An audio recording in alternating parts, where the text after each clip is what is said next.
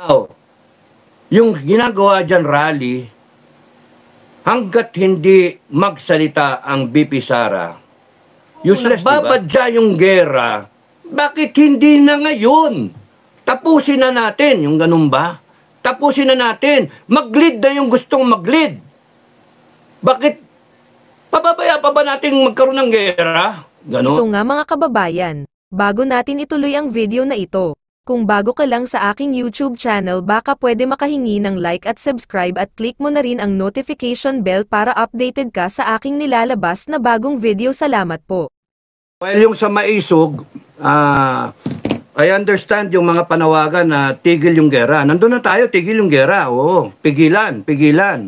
Paano nyo pipigilan ng gera? Paano natin pipigilan ng gera? Panay salita tayo doon sa doon sa Maisog, no? Pero, can somebody think of a way paano pigilan yung gera? Wala naman sa control natin yung gera. Nasa mga leader eh. Oh, nasa mga leader. Hindi pa nagsasalita si BP Sara, no? Oh, BP Sara, BP Sara. Wala daw unit team, election lang. Okay, so paano na? So, kung isa ay pumoporma ng gera, bakit hindi pumorma ng walang gera itong isa? Ngayon, fast forward. Kunyari, nagsucceed ang Maisog or ang Pilipino, bansang Pilipinas, no? Yung nakakarami, tanggalin si BBM. Fast forward, nandun tayo, dumating yung June 30 na biglang sinabi, kunyari, hinug na, dumating yung ano na yon, portion na yon. Uy, 12 days to go. TikTok, 12 days to go. Oh, ano ngayon? 18. 12 days to go. Anong gagawin ni BP Sara? Anong gagawin ni Bongbong Marcos? Hintayin, abangan sa teleserye ng politika ng Pilipinas. So, while we are waiting, yung BBM pwede siya mag-declare anytime. Ganun ka-seryoso ang sitwasyon. Kung ganun ka-seryoso ang sitwasyon na anytime biglang magkaroon ng escalation at magkaroon ng declaration of war, dapat kumilos na ang Duterte camp. Tama. Hindi na yung maisog dito, maisog doon, maisog abroad, maisog kung saan-saan. One time, big time. Dapat ganon, no? Kaya nga ako, pinapanood ko na lang. Hindi naman ako pwede mag-lead niyan. Bakit ako mag-lead? Hindi naman ako binoto ng tao. Hindi naman ako vice president eh. Di ba? Ako'y isang civilian. Supremo. Supremo ngayon ako ng Filipino Guerrilla Forces. Oh, Supremo. Kaya suportahan nyo na lang yung Filipino Guerrilla Forces because it is one step positive, no? Positive. Ayaw natin ng gera but we have to prepare for war. No, yun yung ano. Now, kung nagsalita si BP Sara, kasi kung ganun kagrabe yung sitwasyon natin, no? Tignan nyo, mahal ng bilihin. Galing akong palengke kahapon. At pupunta na naman kami mamaya. Mahal ng bilihin eh. Nag-grocery kami, grabe, ang bill namin. Inabot ng 8,000. Ano nabili namin? Pagkain ng aso. Ganun din sa palengke, sa yote, pagkain ng aso. Panay mga manok. O so, kung ano, ang mahal ng bilihin talaga. Tapos noon may korupsyon, may resolution 10, merong mga pagsupil sa rice. Buti nga, pinayagan yung Maisog sa Pampanga. O, di ba? Nakikinig ang administrasyon. Payagan nyo ng payagan yung Maisog. Payagan nyo. BBM. Payagan nyo. Kasi ilalabas ng tao yung galit. Ang delikado, ang Malacanang, no? Delikado, as in, delikado kayo. Mag-civil war tayo. Kung pinigaan nyo ng pinigang ganyan, sinupil ninyo masyado yung tao na magsalita. Naku, galit na galit ang tao sa ganun. Walang patawad. Uupakan kayo. At mahati ang Pilipinas, mahati ang Armed Forces, mahati ang PNP. Gusto niyo ba ng ganon? Kaya payagan na lang yung Maisog na yan. Magsalita. Sorry. Sama naman. Look! Sama ng timing mo. No, sorry, look pinindot ko yung end call. So, ang ano doon, ang pinaka dapat gawin ay isipin kung ganun katindi ang posibilidad na anytime from now, TikTok, pwedeng magkagera, pwedeng magkadigmaan, pwedeng magka-escalate. No amount of expert opinion, political analyst, military, na yan, and whatever na ng mga sinasabi ng mga allies. No amount lahat yan. Kung yung ating opposition, ang mga Pilipino, ay hindi na-appreciate yung matinding problema. Ngayon, kinakailangan nauna eh. Ba't hindi pa nauna? Ano problema? Kasi kahit anong rally ang gawin, kahit anong sino man ang nagsasalita, ay hanggang salita lang yun. Ang kinakailangan ay yung hinihikayat ninyo natin at yung gusto natin na magsalita ay hindi pa nagsasalita. Yung gusto ninyong tumayo para sa Pilipinas, hindi pa nagsasalita. Yun yung problema ng bansa. Hanggang hindi nagsasalita yung vice-presidente, walang kahihinatnan. Kasi tignan nyo, kung sakasakaling nagkaroon ng people power at hindi tumayo ang vice-presidente, paano? Sino tatayo? Si Tatay Digong? Ayaw na nga ni Tatay Digong eh. Ayaw na nga niya eh. Sinong patatayuin doon? Sino ba nandun? Sila, Vic Rodriguez, sila Harry Roque. Teka, violation ng Constitution yun. Akala ko ba, we want to defend the Constitution. So magkakaroon ng conflict, di ba? Yung rally, we're trying to express na yung Constitution, wag balusabasin, wag babuyin. No? Sundan yung Constitution. Ganon din ang sinasabi sa Armed Forces. Sundan nyo yung Constitution. And then here you are, magrarally, mag-people power. Tapos, hindi si Sara ang uupo. Dapat si Sara ang umupo kasi siya yung nasa Constitution na Vice President. So hanggang hindi nagsasalita at hindi pumoporma si BP Sara na mamumuntal na, yung mamboboljak ba, yung ganon, mang-uupak, ay walang pupuntahan to. Okay lang. So, yung sinasabi ng iba kong kasama namin, pare-parehas, na yung dalawa makakapigil sa gera. BBM, BP Sara. Gawin nyo ng Duterte Camp. Silang lahat ang makakapigil sa gera. In short, ang mga politiko natin kayang pigilan ang gera. So, yung sinasabing pigilan natin yung gera, paano nyo pipigilan? Di naman tayo yung may power na pigilan ng gera. Ano, mag-rally tayong lahat? Kahit mag-rally tayo, sige, bukas, kunyari, rally. Tanong, uupo ba ang BP Sara?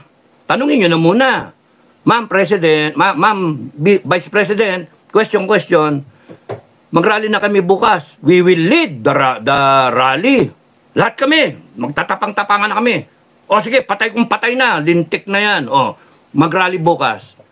Question, uupo ba kayo? Yun yung problema eh. It is a leadership vacuum. Yun yung problema dito sa sitwasyon natin. And kung walang nagsasalita at ito ay pinipilit na pababain, hindi naman papayag na bumaba. Kasi pagka bumaba siya, bye-bye, dami pang kasong haharapin. Gagamitin niya lahat ng power niya at resources within his sphere of influence, and dami na eh. Yun niya kakadelay eh. Lumakas eh. No? So, hindi siya papayag na pababain siya. Ngayon, pagka nakupot siya na nakupot, pwede siya mag-martial, ilang beses ko na sinasabi yun, pwede siyang mag-declare ng state of war. Ano pwede niyong gawin? Na positive. Hindi yung salita lang tayo. Ang pwede niyong gawin, kayo, Pilipinas, bansang Pilipino, mga Pilipino, nandito man o sa abroad, sulatan ninyo ang inyong congressman at inyong mga senator, national, no? Senator. Kahit sino, pwede yung sulatan doon. 24 yon, no? Sulatan nyo, lahat sila. Bugbugin nyo ng open letter o kaya email o ganon. Bugbugin nyo lahat sila. Tell them na ayaw ninyo ng gera. Ayaw natin ng gera. No? Ako, wag nyo na akong ambisyon, wag nyo na akong expectin na susulat. Hindi ako susulat. Busy kami mag-form ng guerrilla. Just in case na walang mangyari sa lahat ng mga ganon-ganon at mga forma-forma at umabot tayo sa gera, at least nandyan na kami. Yun yung wala nag-iisip sa kung paano dedepensahan yung pamilya natin. Okay. Problema ko yun eh. Kaya nga yung tong channel hindi ako nakapag-vlog. Inuuna ko pa yun. So, sulatan ninyo ang inyong mga congressman at mga senator. Bakit? Kasi sangayon sa konstitusyon natin, ang presidente kahit magdeklara, kinakailangan pa rin niya ng approval ng Senate at ng Congress. Voting separately, 3/4, no? Tignan natin kung may epekto yung mga sulat natin. Paano ngayon kung wala? Paano ngayon, kunyari, within, from now hanggang question mark kung kailan, sa timeline, biglang declare ng state of war ang Bongbong Marcos. Paano na? So, pupunta ngayon sa legislative na magbotohan ang Senate at ang Congress 3/4 vote separately approving a state of war. Okay? Kunyari, nagkaroon ng escalation. Kunyari, meron pa tayong batas eh. Meron tayong konstitusyon na susundin. Hindi pwedeng, I declare war. Yun na, gera-gera na. Hindi. Ratatatat na, hindi pa. Bungko na. Wala pa yun. Senate, Congress pa. No? 3/4 vote. Kaya ang pwede ninyong gawin, sulatan ninyo ang inyong congressman at mga senador kung talagang gusto nyong pigilan ang gera at kung baka sakali makonsensya, sabayin nyo na ng dasal. Kasi kung hindi at talagang pera-pera ang mga putragis na yan, mga PI na yung mga pinayupak, no? Kung pera-pera, kasi they get what they want eh. Money talks eh, no? So, tawa ako, binira nga si Bongo, no? binira si Bongo. Saka nakakita naman, paano magkakaroon ng ganyan eh, laban-laban eh, wala talaga tayo eh, no? Kaya nga binaboy tayo ng politika. Pilipinas, aminin natin, binaboy tayo ng politika. No? There's got to be change somewhere. No? There's got to be cleansing, there's got to be change. Yung lahat ng kurakot na yan, yariin, yung ganun ba. There's got to be surgical na yung cancer cell tanggalin talaga, no? Yun yung nagpapahirap sa pasyente. Tayo yung pasyente. Naghihingalo tayo. May tanin na nga tayo eh. Naiwan na tayo. Yung iba, enjoying tayo, naiwan eh. Mahinang internet natin, no? Tapos wala tayong food security. Umaasa tayo sa import-import, no? Tapos nun yung droga na yan, ayan na naman, on the rise, no? Yung balita kapon, kahit 14, 13 anyos. Yung bata na 7-year-old, runner, tagabili ng shabu ng mga magulang niya. Ano ba yan? Nanto ko ayan, no? Ano nangyari sa bansa natin, ano? Tapos ngayon nagbabadya yung gera. Bangayan. So, punto.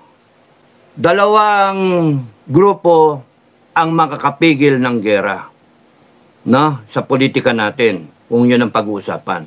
BBM, sulatan nyo na rin si BBM, no? Sulatan nyo na rin, Office of the President, Malacanang. Mr. President, para nyo ng awa, huwag nyo kaming dadalhin sa gera. Simpleng mga Pilipino lang kami. Wala kaming kakayanan, no? Huwag nyo kaming dadalhin sa gera. Kaya nga, ayan, malapit ako masyado. Huwag nyo kaming dadalhin sa gera.